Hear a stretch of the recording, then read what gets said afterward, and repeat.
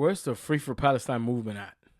They have gone conveniently silent and missing over the last couple of days.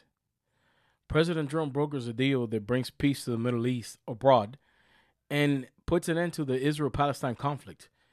Yet you would think the Free Palestine movement should be happy, should be exuberant, should be celebrating off the rooftops.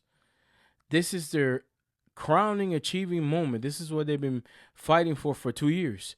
They literally not beat you over the head. They have beaten people over the head over this. We have seen the college campuses, the marches everywhere, blocking streets, globalize the Intifada, the kids wearing the keffiyehs running around, blocking Jewish students from going to class. Yet, they're missing everything they worked for in 2 years. This should be their Super Bowl. This should be everything they worked for coming to fruition. Where are they? Where the fuck are they? They're nowhere to be found. Instead, I took to social media and primarily NBC News. I went to one of their IG posts, Instagram, for those who might wonder what IG means. And it was funny that most of the people there, the pro-Palestine people complaining, they were complaining about that the hostages look healthy. And I had to think about this for a second. You're getting the things that you wanted, that you've been fighting for 2 years. You get that. And then your complaint is that the hostages look well fed and they look healthy. And I'm like, that's your biggest complaint about the end of the war? So essentially what they're trying to say is that Israel was exaggerating the treatment of the hostages.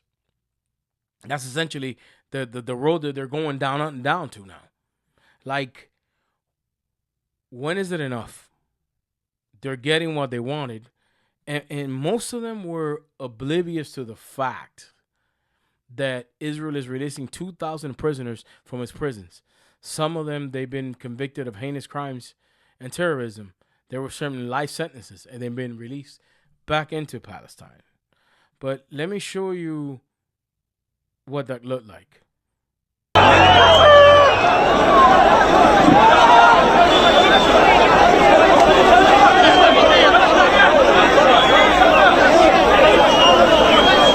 So as you can see the celebration, the bus is pulling in, and above me I have some footage as well so you can see. Bus is pouring into Palestine, people celebrating, the embrace of one another. It's, what else does Israel need to do to satisfy these people? We got back, I say we, the Israelis, 20 hostages. They released 2,000. That's 10% of what Israel is releasing compared to what Gaza's releasing, or Palestine. When enough is enough for these people?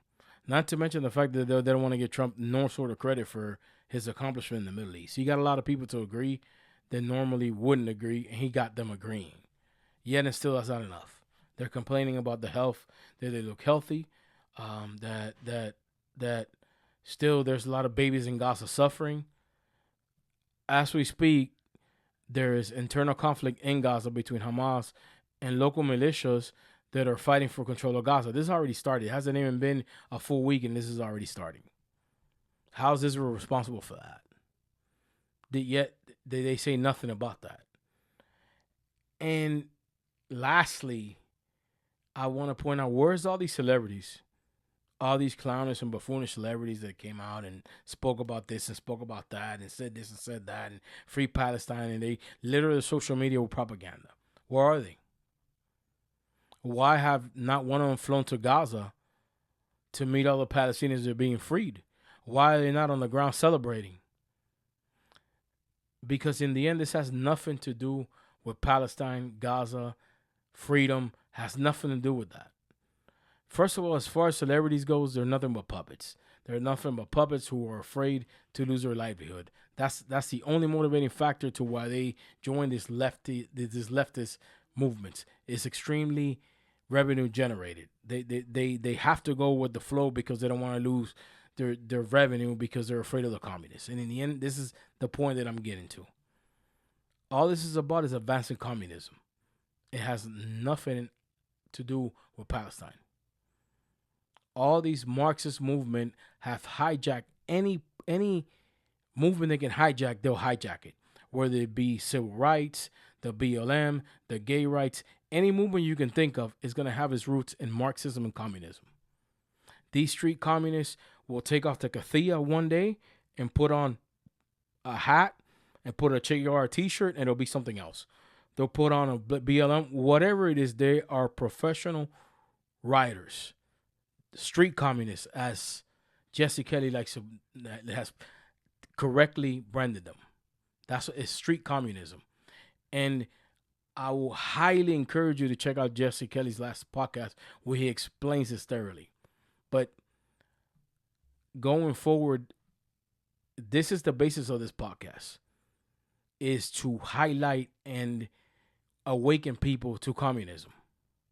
Because people, when you tell them about communism, they laugh. They think, you're stuck in the 80s. It's over. It's far from over. And if you think that communism doesn't have a place in America today and they're not on their way to overthrowing our Constitution and Republic, you're kidding yourself. Dig your head out of the sand. It's time to awaken. But please like and share and subscribe. It'll help us a great deal. It'll cost you nothing.